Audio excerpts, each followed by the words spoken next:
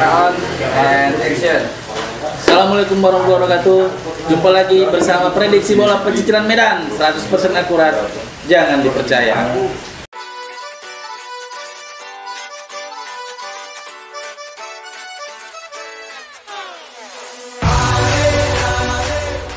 Kembali kita Bang Gabi, selamat malam. Malam bro.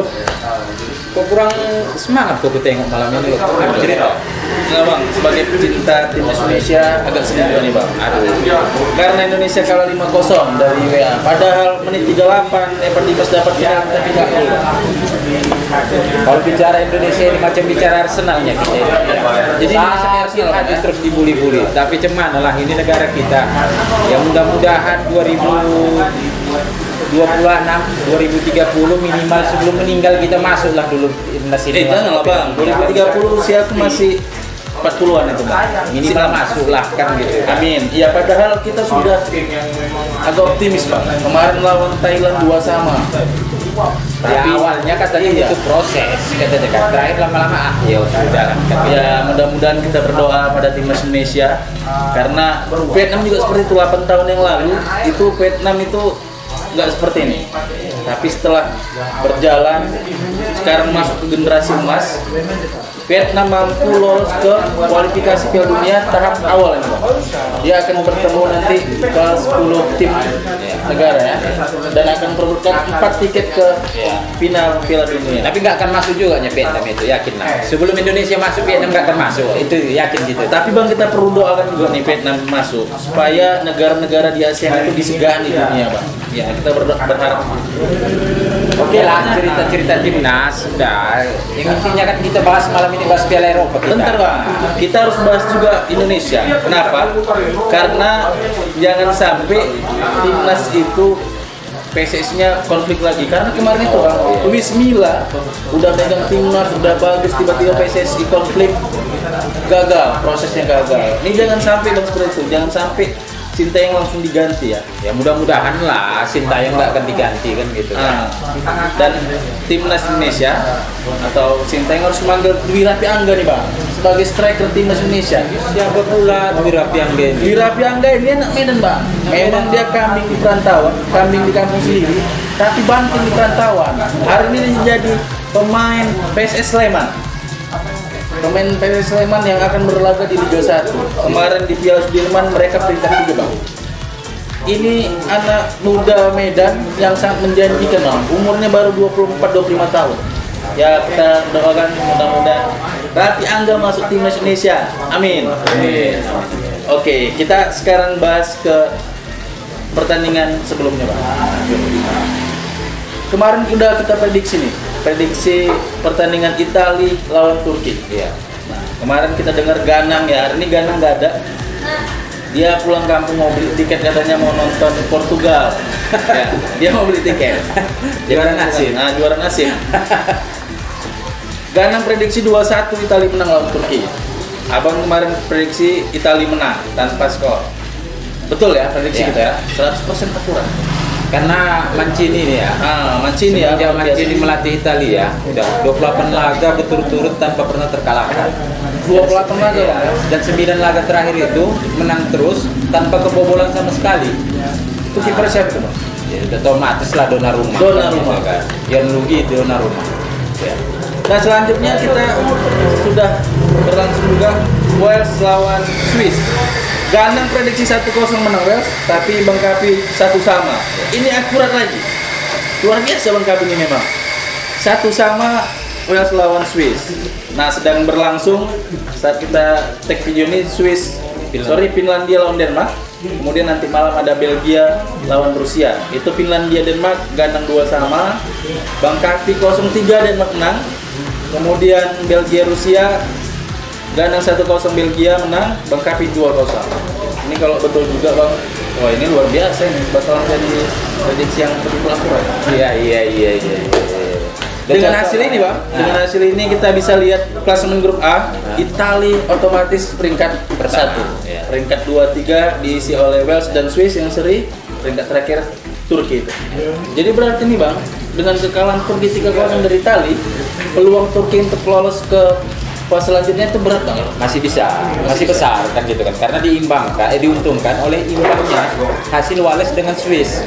Nah, jadi poinnya hanya 0, Wales Swiss hanya 1-1 kan gitu kan. Jadi kedepannya bisa dikejar, ya. Kalau prediksi kita pasti bisa lah menang Turki lawan Swiss, Turki melawan Wales. Sesuai dengan prediksi abang yang mengatakan bahwa Turki itu jadi tim kuda hitam. Iya.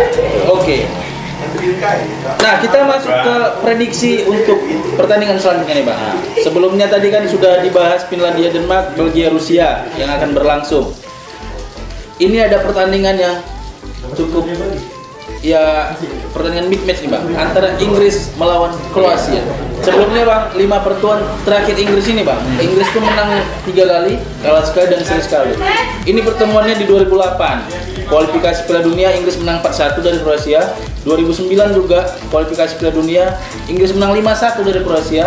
Kemudian Piala Dunia 2018 Inggris kalah 2-1.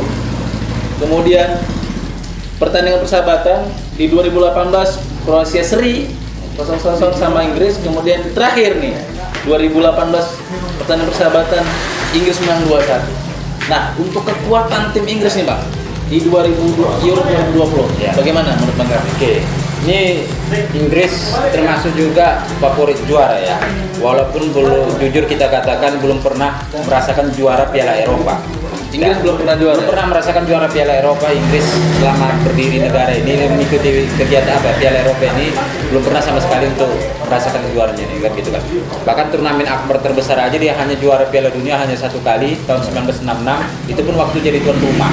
Gitu kan. Jadi yang paling hangat dari Inggris dengan Kroasia ini sangat menarik adalah kalau kita ingat flashback kembali ke belakang Piala Dunia 2018 yang lalu. 2018. Nah, jadi yang Inggris kalah 2-1 ya? Iya, itu terjadi di semifinal. Nah, di semifinal ya kan, terjadi di semifinal. Harapan Inggris untuk juara kemarin digugurkan oleh Kroasia.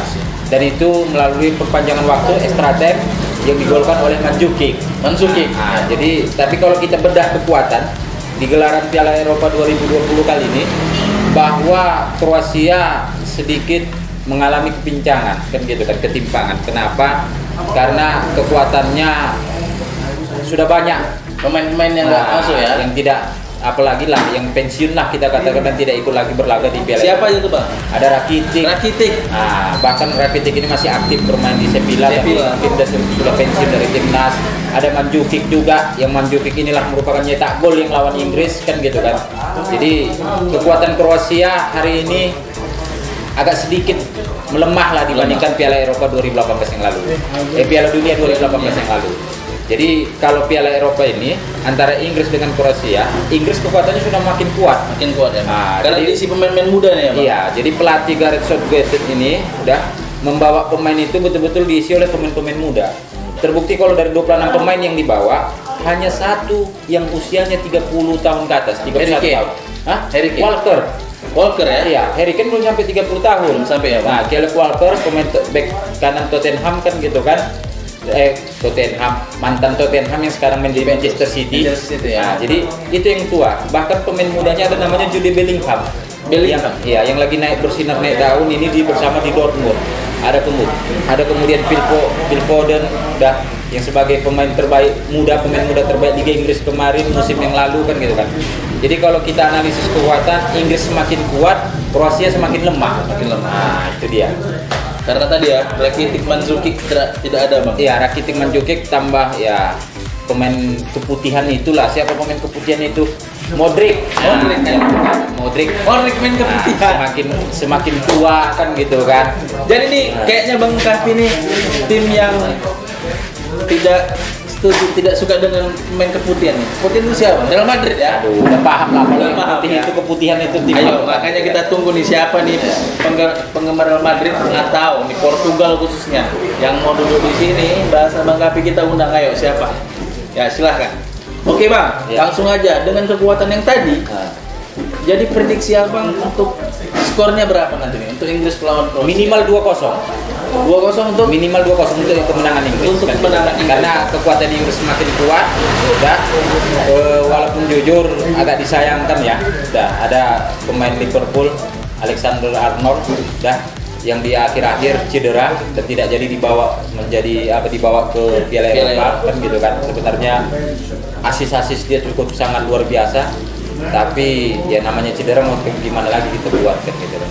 Jadi walaupun begitu tetap saya yakin Inggris menang minimal 2-0. Minimal 2-0. Oh, berarti bakal besar lagi itu nanti ya. Minimal 2-0. Karena back Inggris juga makin padu. Ada John Stones kan gitu. Ada pemain Manchester City yang kemarin duet dengan Ruben Dias cukup sangat padulah mengawal yang namanya Manchester City untuk mengantarkan juara Liga Inggris ini. Ya, memang Bang Kapi terlalu paham nih. Saya nggak paham pemain dunia nih.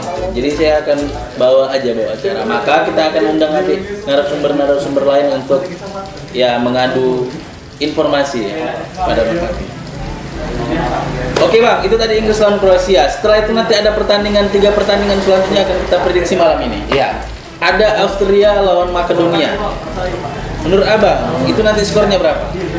Austria Makedonia. Ya, Makedonia ini tim yang baru, debutan. Iya, tim Makedonia. Tapi walaupun debutan ada pemain yang sudah malang melintang di Makedonia ya. Italia namanya Goran Pandev. Mantan pemain Lazio, mantan pemain Inter Milan kan gitu kan. Jadi tapi walaupun begitu tidak bisa satu orang untuk membawa kemenangan kan gitu kan. Prediksi Austria menang 1-0 tipis kan gitu kan ya. Iya. Prediksi saya Austria menang 1-0. Setelah itu ada Belanda lawan Ukraina. Iya. Berapa prediksi Bang Kapi? Belanda lawan Ukraina? Belanda Ukraina ini sebenarnya bisa dikatakan berimbang, ya, kan gitu kan. Bisa dikatakan berimbang kan gitu kan. Tapi walaupun begitu, walaupun Ukraina hari ini dilatih oleh mantan pemain AC Milan yang cukup ternama, Andriy Shevchenko ya. Nah, itu pelatihnya kan gitu kan. Karena Shevchenko berkenegaraan Ukraina. Iya, akan tetapi tetap Frank de Boer sebagai pelatih, ya. Yang ini pelatih Frank de Boer ini kan pelatih apa nya istilahnya? Ketiban rezeki. Nah, kenapa ketiban rezeki saya bilang tidak membawa Belanda ini dari awal penyisihan. Oh, berarti udah masuk jelas masuk ke Piala Eropa, putaran final, maka ditunjuk Frank de Boer yang jadi pelatih. Karena kemarin kan Ronald Koeman pelatihnya ditunjuk sebagai pelatih Barca. Jadi walaupun begitu, tetap saya yakin dengan Belanda walaupun tidak membawa Van Dijk sebagai back terbaik Liverpool kan gitu kan, tetap saya yakin Depay mampu mencetak gol, minimal menang juga 2-0 lah. 2-0. Yang terakhir kita prediksi nih Bang, Polandia melawan Ceko. Lewandowski pasti nyetak gol. Pasti nyetak gol 1-0. Nah, itu dia prediksi Bang Kapi malam hari ini. Tapi sebelum kita akhiri, kita ada sponsor. Malam ini yang menjadi sponsor kita adalah BK Kopi. Ya, mana BK Kopinya? Datang dulu kopinya. Ini namanya BK Kopi nih ya. BK Kopi namanya nih Bang. Jadi kemarin tuh kita syutingnya di depan rumah. Sekarang sudah ada endorse-nya BK Kopi. Ini kopi terbaik, kopi terbaik. Sanger dan es kosong.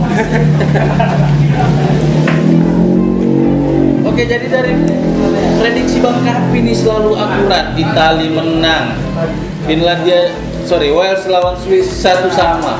Dua-duanya akurat. Selanjutnya akan kita nantikan apakah prediksi-prediksi Bang Kapi akurat semua. Mari kita saksikan bersama. Kalau akurat ini bisa juga ini kalau akurat terus-terusan bisa Bang ganti Valentino Jebret Bang. Valentino Jebret jadi komentator ya. Enggak bisa dipasang ini untuk taruhan. Oh, bisa dipasang. Iya. Oke, sampai jumpa malam hari ini. Sampai jumpa pembahasan kita. Saya selalu teman-teman semua jangan lupa patuhi protokol kesehatan, jangan nonton bareng di rumah aja. Dadah. Salam olahraga. Pertanyaan mana?